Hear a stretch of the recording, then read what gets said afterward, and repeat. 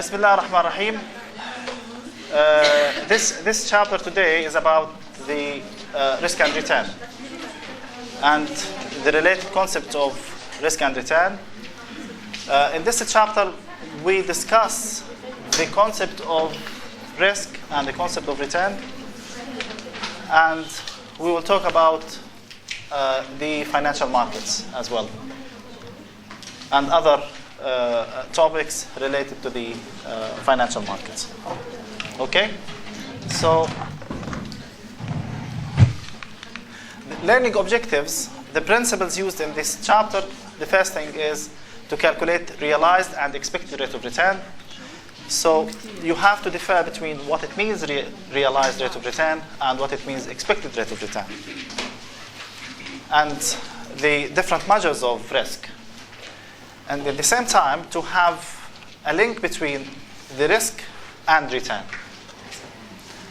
The second principle, or the second principle, describes the historical patterns of financial markets. So we'll talk about the United States market, the Pacific market, and the emerging markets, and to compare between them. And finally, we will talk about the measures of return, which are the geometric versus arithmetic average. My student in financial analysis, they have, I think they have good experience on estimate the geometric and the arithmetic, and they have a question in the exam about the geometric and arithmetic.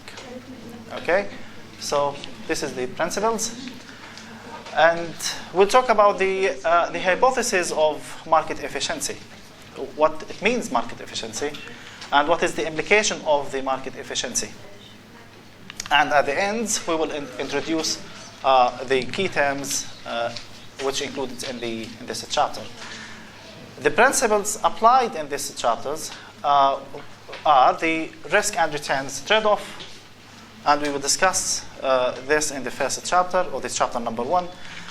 Principle 4, market price reflect information. This one is related to the information hypothesis. Okay? Now, what is realized rate of return, and what is the expected rate of return, and what is risk? So, try to understand the difference between realized and expected. Okay, what is realized? Realized return or cash return measures the gain or loss of an investment. This is realized as a real rate of return. I'm talking about the real rate of return. For instance, if you bought a stock of Baltil, you know Baltil, okay?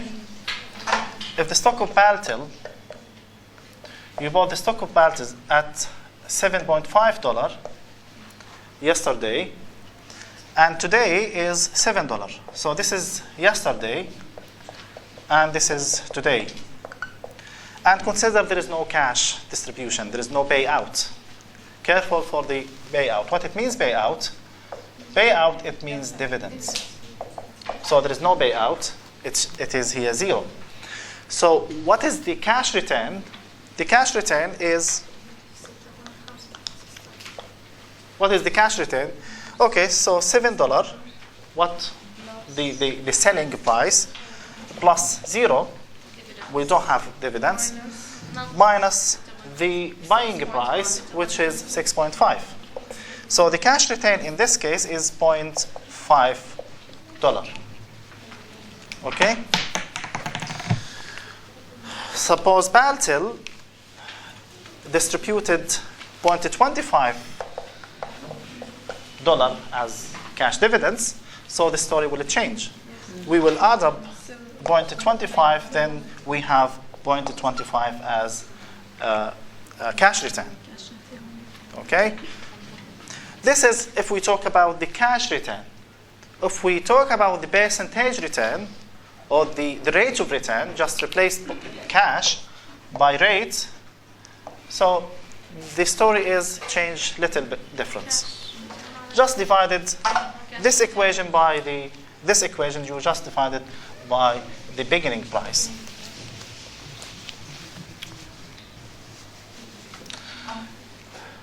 Just to summarize the cash return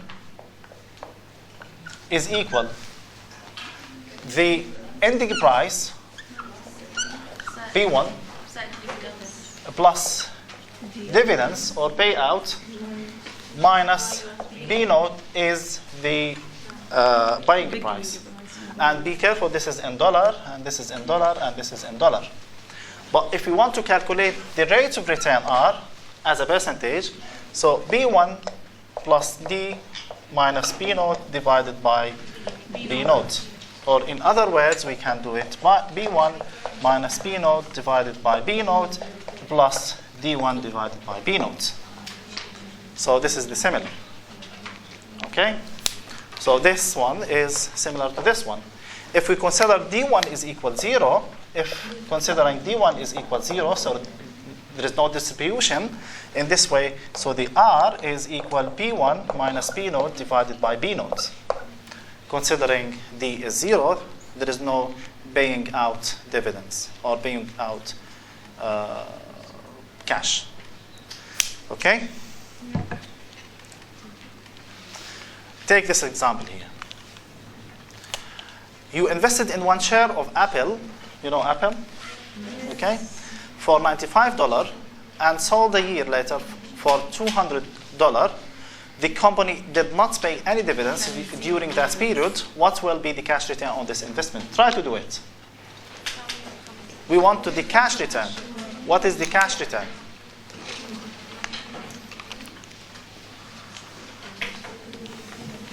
Yeah, just very simple. You don't need to do calculations. 105. Yes, 105. Okay? Why not? Why? Ah, okay. This one.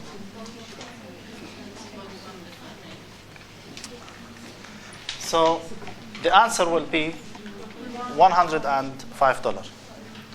105, and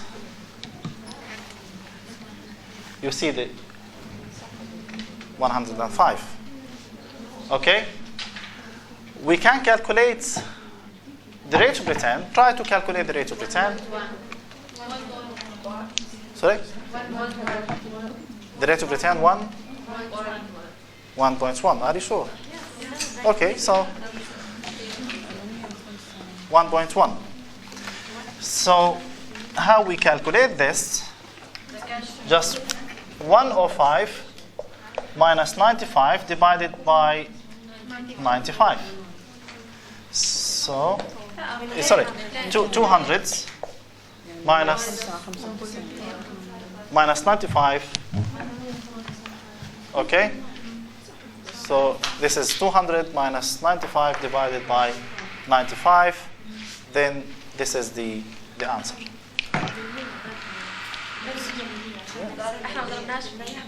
This is why I say, are you sure? Okay? So the result should be as a percent. Okay? Look at the table 7.1. In 7.1 we will see some examples on how to calculate the realized rate of return. And again, realized rate of return is the actual rate of return or the real rate of return of the company. Look at here. Take the Dick's Sporting Goods or Duke Energy or Emerson Electric or Sears Holding and Walmart's. This is the beginning price in column A, and this is the ending price. There is a cash dividends, and this is the return. We calculate the return based on the dollar and rate of return. Okay, and this group try to do the first one. Okay, this group here, we try to do the second one, and this group here, the third one. This group, and this group do the C's one. Okay, and the student at the end, okay, try to do the Walmart. The for students. Try, do your best. Come in here. Okay? It's just very simple to do this. Okay? And We don't need to see these answers. Okay.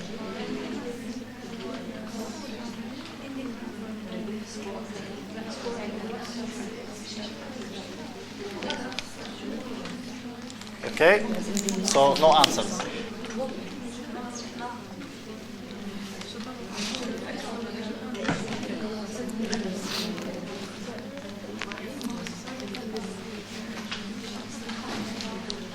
So the beginning price, the price that we bought the stock, the ending price, the price that we sold the stock or sell the stock, and the cash distribution is the paying out. It doesn't take that much time, just 1 second for each. It costs you just half minutes for all of the questions. I don't know, in the exams you don't need this time. Okay? Okay, let's start by the first group here. What is about the first one, the first company? The dollar return, what is the dollar return? 38. No? No? How you calculated this? So, okay, the ending. So, starting by the ending minus, plus this, minus this. So, you have around $7. Okay. And what about the return, the rate of return? Yes. So the first group, they take this is wrong and this is true for the first group. See the second. Yes. Yes. $0.6. Yes. Are you sure? Okay. And the rate, How you calculated this? dividends plus Why are you starting by dividends? Ending plus dividends. Okay, ending plus dividends. So it's around 16, 17 minus 16. minus the beginning. So So it is 0.60. Okay. Yes. and the rate is 1.8. 1.98. Yes, you are right. So the second group, you are right. Okay. The third. Yes. Yes. Electric, the beginning price plus dividends هي 1.32. Say it again. The results. The dollar return. The ending price No. Tell me the dollar return. What is the dollar return? $6.34. Yes, you are right. And the rate is 94. Yes, excellent. Okay, so we have this. It's fine. And this group. Yes. عندنا الريتيرن 10.12. Are you sure? Yes. Are you sure? Yes. Okay, carry on. عندنا الريت 17.5. 17 or 70? 70. 17. 17, yes. 5%. Okay, so 17, you are right. Okay, at the end. At the end. People at the end. Okay, so I know because they coming late, they came late, so it cost them. Anyway, just we have the ending plus the 49 plus 1, so it's around 50 something, minus 55, so it is minus 5, and minus 9%. This is the realized rate of return. This is very simple. But I recommend you to train yourself on this because everything is calculated. It doesn't take that much time in doing this big analysis. Okay? So,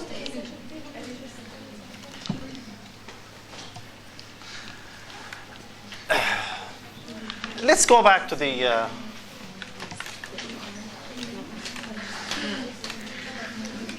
to here. You have any question in this? No. Okay. So what we observe in the table 7.1, we observe that it could be in minus and it could be in positive, okay, as we observe in the Walmart company. And it is estimated as the average of the possible return, where each possible return is weighted by the probability that it occurs. No, this further past performance is not indicator of a future performance. If you go back, it's here. Some people think the stocks with the higher price is more profitable, which is totally wrong. Yeah. We could have, like this stock, $37, or could have $15 and make 45%. So it doesn't mean that the price is a good indicator whether the company is profitable or not. Okay?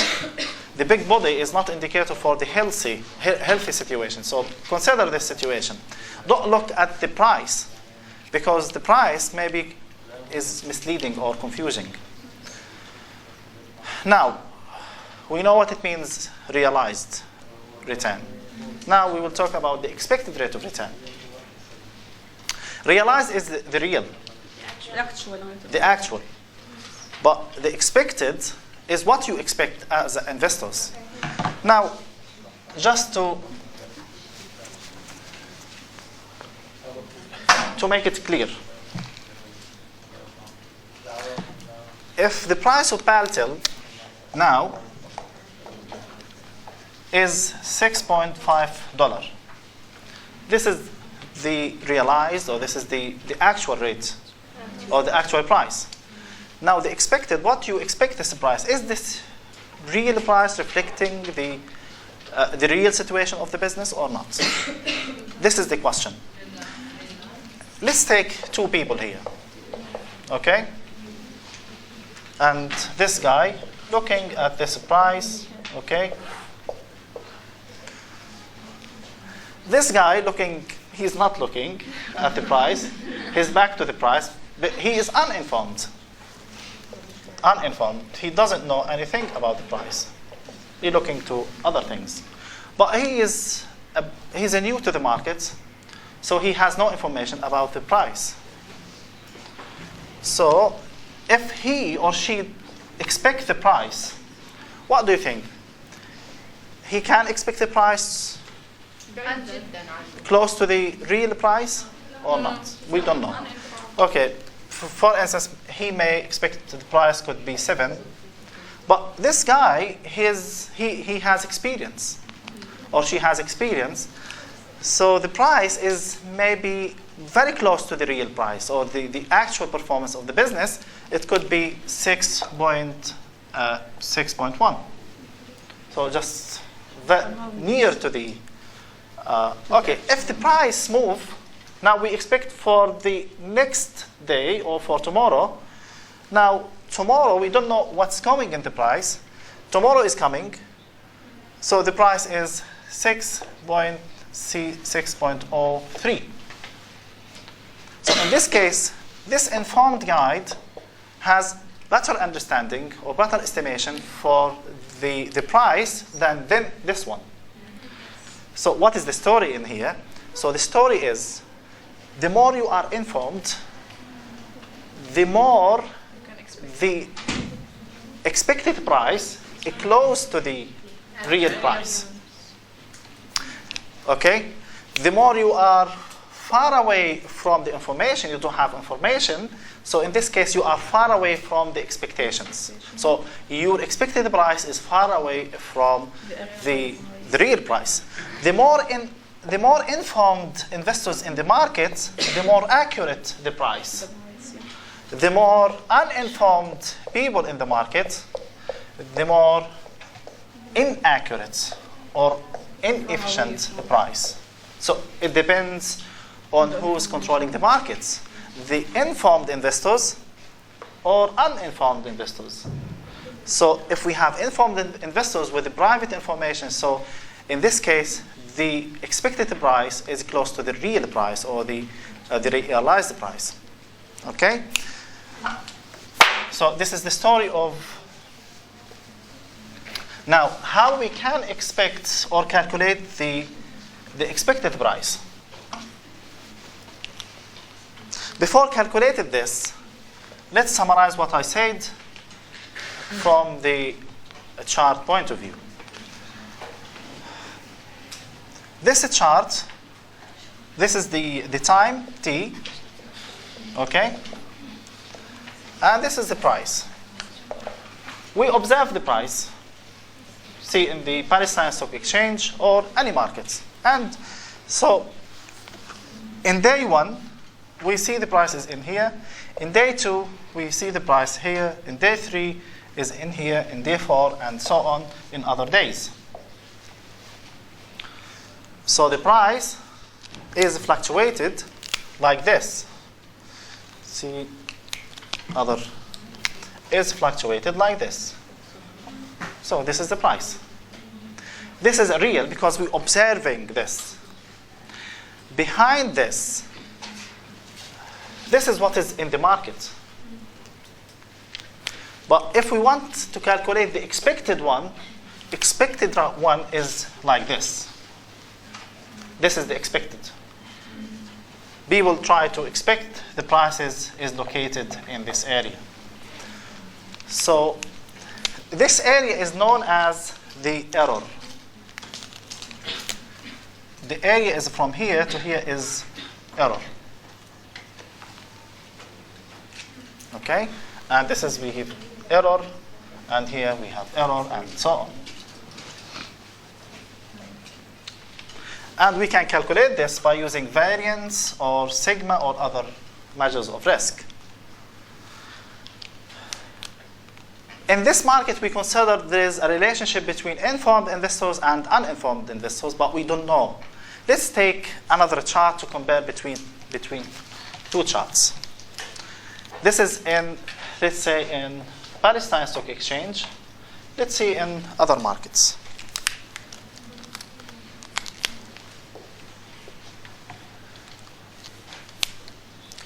In day 1, day 2, day 3, and so on, we take this observation.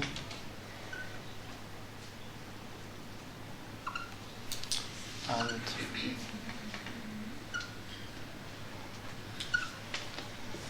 okay, let's see.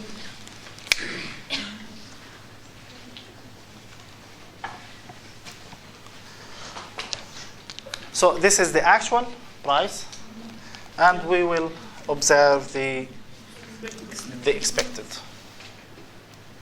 So the expected is like this. Now, see the error. Let's see, this is in Jordan. This is Amman Stock Exchange or Jordan. Just we compare between two regional stocks. So the error is in, this is the error and this is the error. So what do you think comparing this market and this market? Yes? This market inefficiency doesn't reflect the prices. Comparing with the, yes. Where is the, do you think people are informed here than here, or what do you think? Yes. Why? You are right. Error is this that. Yes. Yeah. Because the error is, yes, very very close to the expected price, but here the error is Very. is wide, is far away from the expected price. Okay. So this is the situation in the markets. So the far away the expected price from the real price, it means we maximize the error. Yes. Okay, now in this course or in this chapter, we will measure the return, the expected return, and we will expect this area, the error or the risk. We consider this is the risk.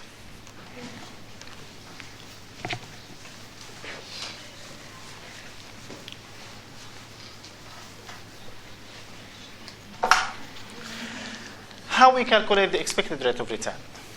The expected rate of return. The expected rate of return, just very simple. The expected R is equal the summation of the probability of I of times by the Ri. Okay? Take this example here.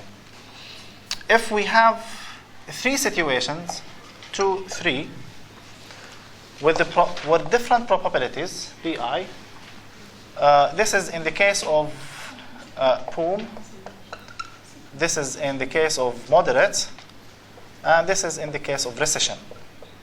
Okay?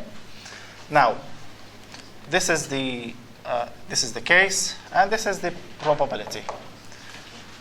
In the case of boom, 30%, and in the moderate, we have till 40%, and in the case of recession, we have 30%.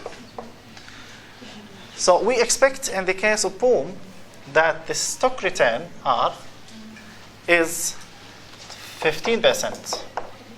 In the case of moderate, we expect the price is 10%.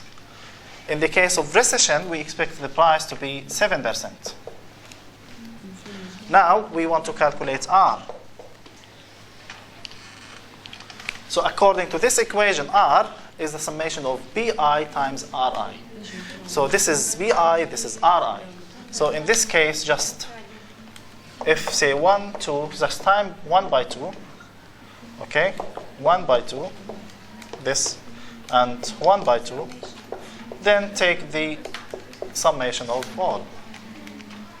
This is the expected rate of return of R.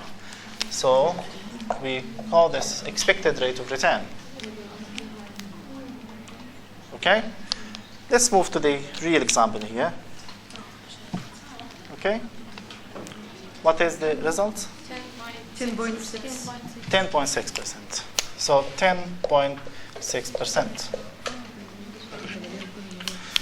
So this is the expected rate of return. If we want to calculate the risk, we will see how we calculate the risk.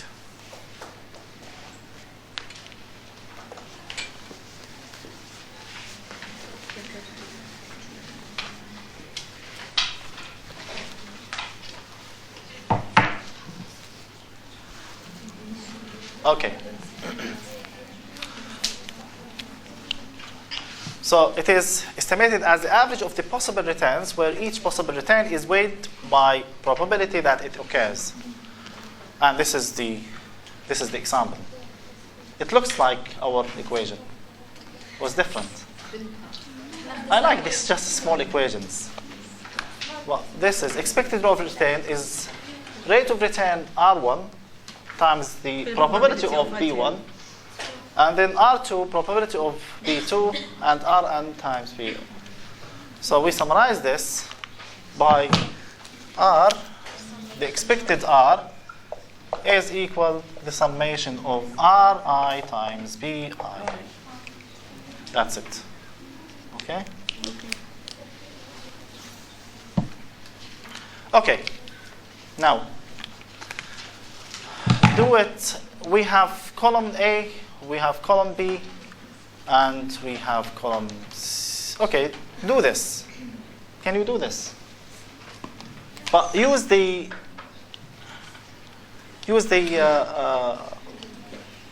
same information or similar information to the previous example here. Okay. Column A is recession, moderate growth, strong growth. Must be 100%. Now, column A, C, is in 20% we can get $9,000, the end of the selling price. This is the beginning price.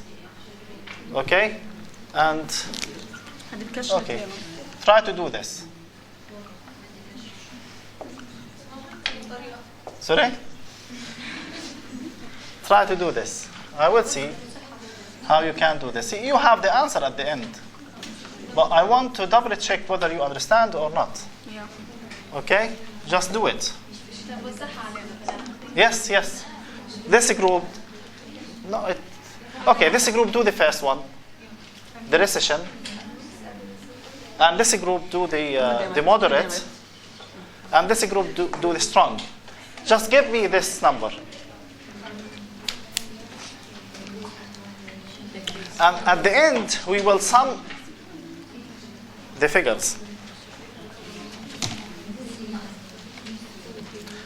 Again, the column B is the BI, probability. So this is BI. Okay? And this is the ending price, B1, and this is B0. In your exam, financial analysis, you have something relevant to this. How to calculate the daily return, similar to this. But we don't have the probabilities.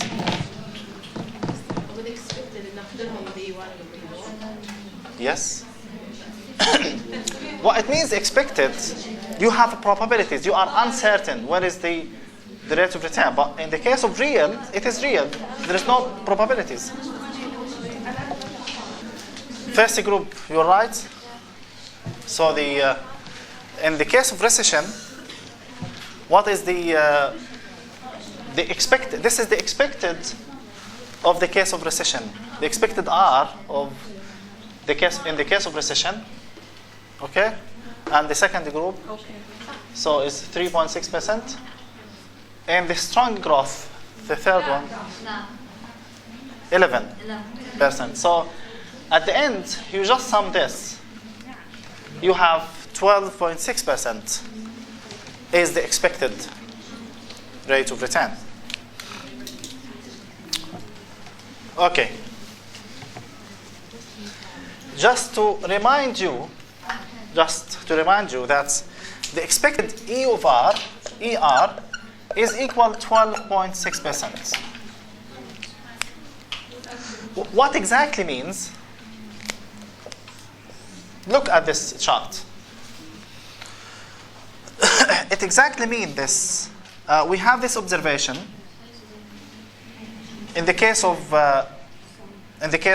growth, in the case of recession, we have observation in here, and in the case of moderate, for instance, in here, and in the case of growth, we have the observation in here.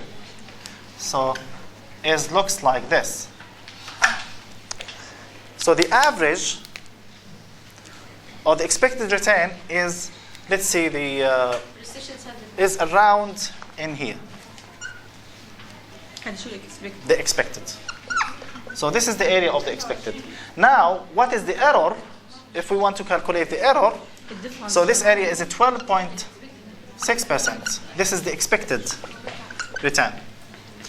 Now, what is the error in estimating the AR? So the error is this one, for instance, the recession, minus this. This is the error. And this one minus this, and this minus this. The difference between the actual and expected. The difference between the expected rate of return and the cases of, or the probability of the cases here. Okay? This is by using the chart. Let's see, by using the variance or the standard deviation, or by using sigma of R is the root of x minus x, or let's see, R minus expected R Ri minus expected Ri times, or raised to the power 2 times by Bi. So this is to calculate the standard deviation of B. Okay, how we calculate this? We'll see the. So this is 12.6%. Measuring risk. The standard deviation is given by square root of the variance and is more commonly used. Is more commonly used, but it is not the accurate. It has some concerns. Sorry? Okay. Let us compare two possible investment alternatives. We have U.S. Treasury bills, and you know the U.S. Treasury bills is the least return and least risk, or the lower risk and return. And compare between the common stocks of AC Publishing.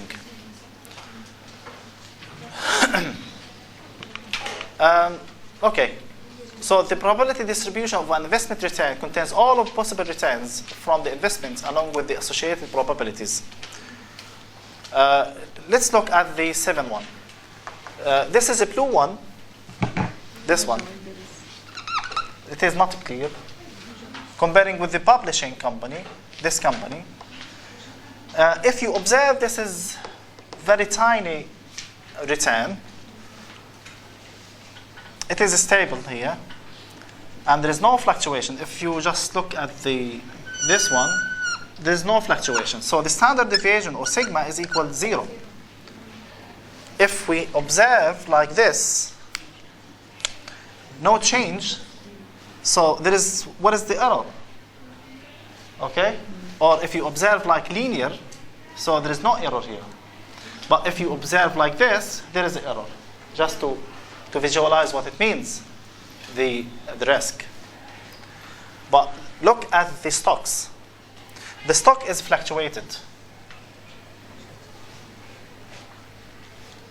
Minus 10%, here 5%, 15%, 25%, 40%. Okay? So this is the possible returns. But in the case of treasury bills, this is the small one, the majority are 5%, or most of them 5%. So we summarize in this case that the stocks holding higher return than the treasury bills, and in the same times, it's holding higher risk. If you look, this is the data of the stocks. If you look at the data of stocks, we have minus 10%, then move to 5%, 15%, 25%. So it is fluctuated. Comparing with the treasury bills, 5%, so there is no change. So it's the risk or the standard deviation is 0.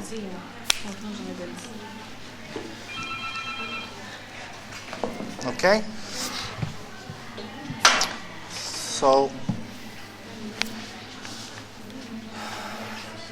how we calculate the standard deviation, we can apply this formula, and next meeting I will show you how we do it. Okay? So let's stop in here, and on Monday we will talk about the estimation of sigma and the estimation of variance. Okay? Inshallah, see you on Monday. Wednesday. Okay, see you on Wednesday. Tomorrow is exam. So enjoy in the exam. إن شاء الله. Yes. Assalamu alaikum.